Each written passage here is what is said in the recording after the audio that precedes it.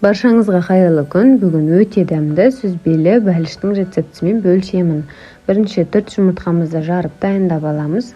Оны миксерлеп, үстінен қантымызды аз-аздан сала отыра, жақсылап ағарғанша көпіртіп аламыз.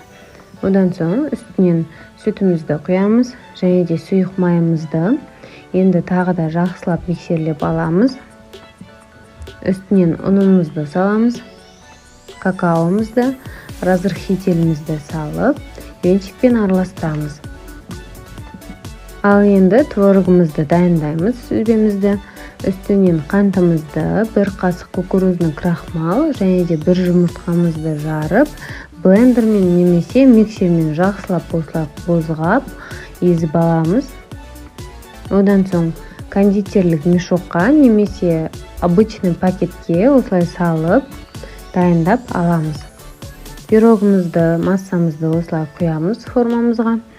Енді осылай видеода көрсетілгендей сүзбелерімізді үстінен қойып шығамыз.